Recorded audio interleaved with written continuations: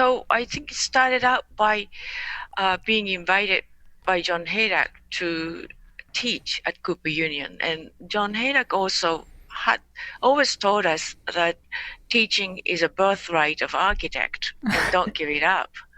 And by saying that, he really there's certain societal responsibilities. He also called it social contract, in which we are given opportunity to build for the society, but in turn we have to make a contribution to educate the next generation.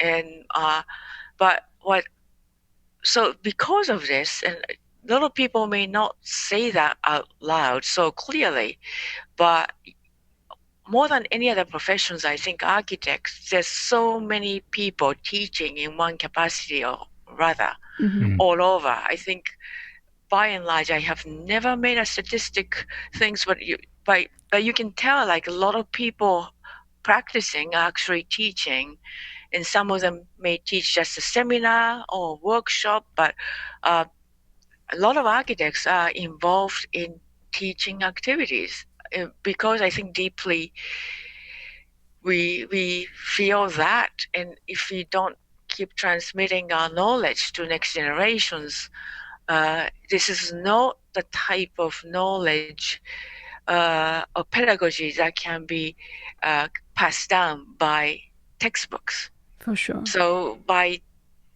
studio teaching and by one-to-one teaching or direct contact with the students, and now it's impossible with remote, but we're still in contact with the students.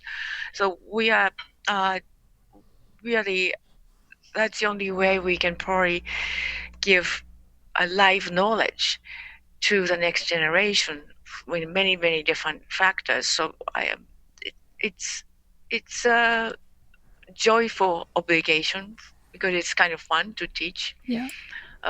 But also, I think my experience at undergraduate at Cooper Union was so much fun. It was like a most amazing creative period, and you think that you want a next generation or next generations at my age, because there's several generations, to experience that joy of learning, and then to discovering oneself, and then figuring out what is architecture is like for him or herself.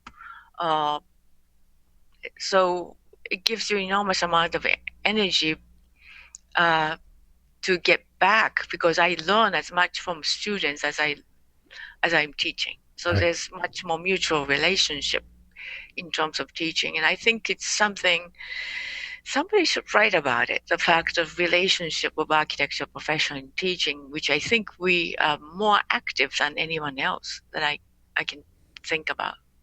There certainly is a very strong sense of community. Yeah. Within the profession generally, that's true.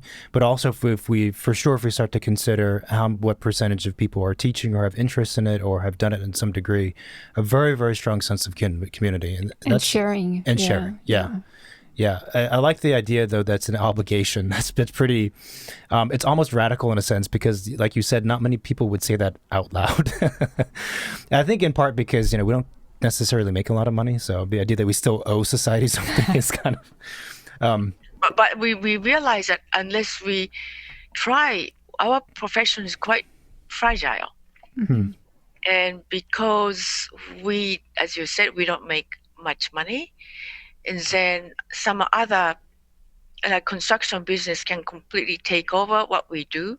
So unless we instill in the next generation value of what we do and how we do it and how we keep surviving and then thriving, it's not easy. We could be written off very easily by anybody with a smart economist. That's unsustainable, unnecessary profession. Right. That's a really, really good point. That the use of the word fragile.